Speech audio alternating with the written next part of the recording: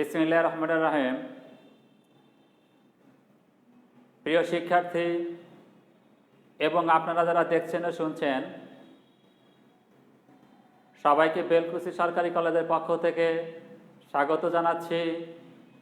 মোহাম্মদ মজনু মিয়া, প্রভাষক পরিসংখ্যান, বেলকুচি সরকারি কলেজ, বেলকুচি, সিরাজগঞ্জ।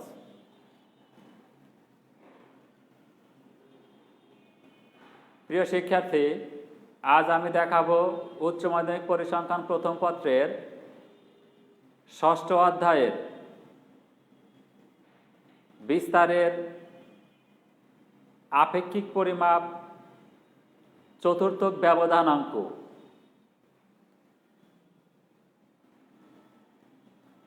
আজ আমি চতুর্থক ব্যবধানাঙ্ক নিয়ে আলোচনা করব।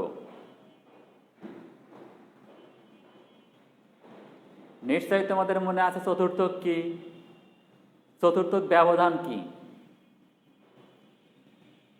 এই চতুর্থক ব্যবধান থেকে আমরা চতুর্থক ব্যবধানাঙ্ক নির্ণয় করব। বিস্তারের পরম পরিমাপ 4টি: পরিসর, গড় ব্যবধান, পরিমিত ব্যবধান এবং চতুর্থক ব্যবধান।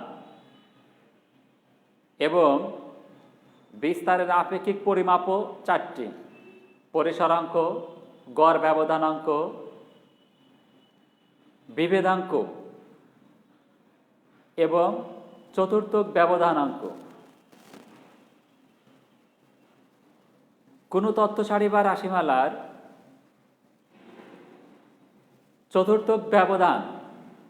চতুর্থক ব্যবধানকে মধ্যমা দ্বারা ভাগ করে 100 দ্বারা গুণ করলে যে ফলাফল পাওয়া যায় তাকে বলা হয় চতুর্থক ব্যবধানাঙ্ক। Coefficient of quartile deviation, CQD, coefficient of quartile deviation. কোনো তথ্য সারি বা রাশিমালার চতুর্থক ব্যবধানকে মধ্যমা দ্বারা ভাগ করব। তাহলে শিক্ষার্থীরা, কোনো তথ্য সারি বা রাশিমালা থেকে আমাদের কি করতে হবে? চতুর্থক ব্যবধান ও মধ্যমা নির্ণয় করতে হবে। চতুর্থক ব্যবধান ও মধ্যমা নির্ণয় করে চতুর্থক ব্যবধানকে মধ্যমা দ্বারা ভাগ করব। ভাগ করে 100 দ্বারা গুণ করলে যে ফলাফল পাওয়া যাবে তাকেই বলা হবে চতুর্থক ব্যবধানাঙ্ক, CQD।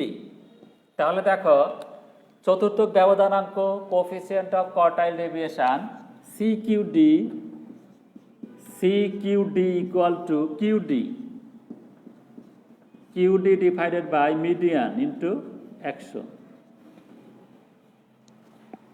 যেখানে QD equal two,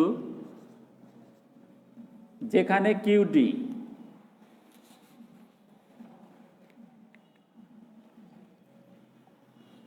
equal to Q3 minus Q1 divide by 2। ME equal to মধ্যমা, ME ইকুয়াল টু মিডিয়ান বা মধ্যমা।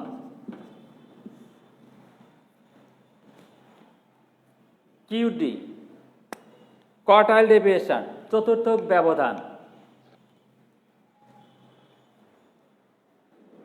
চতুর্থক ব্যবধান হলো কোনো তথ্য সারি বা রাশিমালার তৃতীয় থেকে দ্বিতীয় এবং দ্বিতীয় থেকে প্রথম চতুর্থকের ব্যবধানের গড়কে বলা হয় চতুর্থক ব্যবধান। আর ওইটাকে সরল করে আমরা পেয়েছি চতুর্থক ব্যবধান QD equal to Q3 minus Q1 divide by 2, যেখানে Q1 প্রথম চতুর্থ, Q3 তৃতীয় চতুর্থ। এখন বিন্যস্ত এবং অবিন্যস্ত উপাত্ত।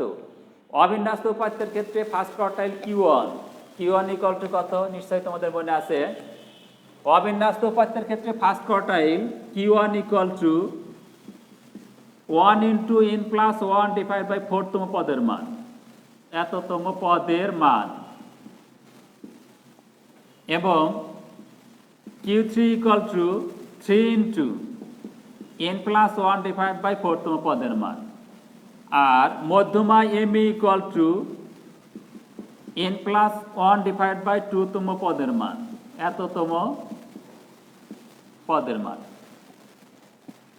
অবিন্যস্ত উপাত্তের ক্ষেত্রে first quartile Q1 equal to 1 into n plus 1 divide by 4তম পদের মান, third quartile Q3 equal to 3 into n plus 1 divide by 4তম পদের মান, এবং মধ্যমা m equal to n plus 1 divide by 2তম পদের মান। প্রিয় শিক্ষার্থী, Q3 Q1 অবিন্যস্ত উপাত্তের ক্ষেত্রে Q3 Q1 বের করে এখানে মান বসাবো। মান বসালে কি হবে? QD পাওয়া যাবে। আর ওই QD কে মধ্যমা দ্বারা ভাগ করব। QD কে মধ্যমা দ্বারা ভাগ করব, মধ্যমা দ্বারা ভাগ করে 100 দ্বারা গুণ করলে যে মান পাওয়া যাবে সেটাই হবে CQD, coefficient of quartile deviation. যেহেতু শতকরা প্রকাশ, কাজের রেজাল্টটা বা ফলাফলটা কি হবে? পার্সেন্ট, শতকরাই প্রকাশ করতে হবে। ঠিক আছে শিক্ষার্থীরা? তাহলে দেখো, অবিন্যস্ত উপাত্তের ক্ষেত্রে খুব সহজে আমরা কি করতে পারবো? চতুর্থক ব্যবধানাঙ্ক CQD নির্ণয় করতে পারবো। অনুরূপভাবে বিন্যস্ত উপাত্ত হলে কিরকম হবে দেখো। বিন্যস্ত উপাত্ত হলে CQD, coefficient of quartile deviation, CQD equal to QD divide by মধ্যমা into 100, QD divide by median into 100, যেখানে QD equal to Q3 minus Q1 divide by 2 এবং মধ্যমা MA ইকুয়াল টু কি? মিডিয়ান বা মধ্যমা। বিন্যস্ত উপাত্তের ক্ষেত্রে Q1 equal to L1 plus 1n by 4 minus FC divided by FQ1 into C। বিন্যস্ত উপাত্তের ক্ষেত্রে first quartile Q1 equal to L1 plus 1n by 4 minus FC divided by FQ1 into C, যেখানে L1 equal to মধ্যমা শ্রেণীর নিম্ন সীমা, যেখানে L1 equal to প্রথম চতুর্থক শ্রেণীর নিম্ন সীমা, FC ইকুয়াল টু প্রথম চতুর্থক শ্রেণী পূর্ববর্তী শ্রেণী ক্রমযোজিত গণসংখ্যা, FQ1 ইকুয়াল টু প্রথম চতুর্থক শ্রেণী গণসংখ্যা, C ইকুয়াল টু প্রথম চতুর্থক শ্রেণীর শ্রেণী ব্যবধান, N ইকুয়াল টু মোট গণসংখ্যা, এবং প্রথম চতুর্থক শ্রেণী ইকুয়াল টু 1n বাই 4 সংখ্যাটি ক্রমযোজিত গণসংখ্যার যে শ্রেণীতে অবস্থিত। আর Q3 equal to third quartile Q3 equal to L1 plus 3n by 4 minus FC divided by FQ3 into C। এখানে L1 ইকুয়াল টু তৃতীয় চতুর্থ শ্রেণীর নিম্ন সীমা, FC ইকুয়াল টু তৃতীয় চতুর্থ শ্রেণী পূর্ববর্তী শ্রেণী ক্রমযোজিত গণসংখ্যা, FQ3 ইকুয়াল টু তৃতীয় চতুর্থ শ্রেণী গণসংখ্যা, C ইকুয়াল টু তৃতীয় চতুর্থ শ্রেণীর শ্রেণী ব্যবধান, N ইকুয়াল টু মোট গণসংখ্যা, এবং তৃতীয় চতুর্থ শ্রেণী ইকুয়াল টু 3n বাই 4 সংখ্যাটি ক্রমযোজিত গণসংখ্যা যে শ্রেণীতে অবস্থিত। এই দুইটা সূত্র দিয়ে আমরা কি করব? ফার্স্ট কোয়ার্টাইল এবং থার্ড কোয়ার্টাইল বের করব। আর কি বের করতে হবে? যে বিন্যস্ত উপাত্তের ক্ষেত্রে মধ্যমা ME equal to L1 plus n by 2 minus FC divided by FM into C, যেখানে L1 ইকুয়াল টু মধ্যমা শ্রেণীর নিম্ন সীমা, FC ইকুয়াল টু মধ্যমা শ্রেণীর পূর্ববর্তী শ্রেণীর ক্রমযোজিত গণসংখ্যা, FM ইকুয়াল টু মধ্যমা শ্রেণীর গণসংখ্যা, C ইকুয়াল টু মধ্যমা শ্রেণীর শ্রেণী ব্যবধান, N ইকুয়াল টু মোট গণসংখ্যা, এবং মধ্যমা শ্রেণী ইকুয়াল টু n বাই 2 সংখ্যাটি ক্রমযোজিত গণসংখ্যার যে শ্রেণীতে অবস্থিত। এই সূত্র দিয়ে আমরা কি করব? মধ্যমা নির্ণয় করব। তাহলে দেখো, একটা বিন্যস্ত উপাত্ত থেকে যখন আমরা Q1 Q3 এবং মধ্যমা পাবো, তখন খুব সহজেই CQD, coefficient of quartile deviation আমরা নির্ণয় করতে পারবো। এই তিনটা মান আমি এখানে বসাবো।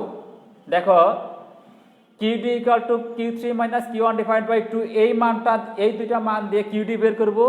QD এবং মধ্যমার মান এখানে বসাবো, বসিয়ে আমরা কি করব? CQD পাবো বা পাওয়া যাবে। ঠিক আছে শিক্ষার্থীরা? তাহলে বিন্যস্ত এবং অবিন্যস্ত এবং বিন্যস্ত যে কোনো উপাত্ত থেকে খুব সহজে আমরা কি করতে পারবো? চতুর্থক ব্যবধানাঙ্ক নির্ণয় করতে পারবো।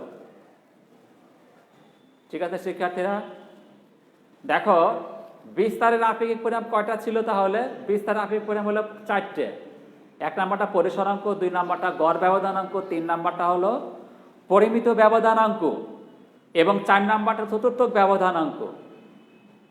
এই যে 4টা আপেক্ষিক পরিমাপ, এই 4টা আপেক্ষিক পরিমাপের যে কোনো একটা সংজ্ঞা, সূত্রের ব্যাখ্যা এবং গাণিতিক সমস্যা থেকে যে কোনো একটা পরিমাপ আমরা বের করতে পারবো এখন। ঠিক আছে শিক্ষার্থীরা, আজ আর নয়, আমার আগামী ক্লাস দেখার আমন্ত্রণ জানিয়ে আজকের ক্লাস আমি এখানে শেষ করছি। ধন্যবাদ সবাইকে।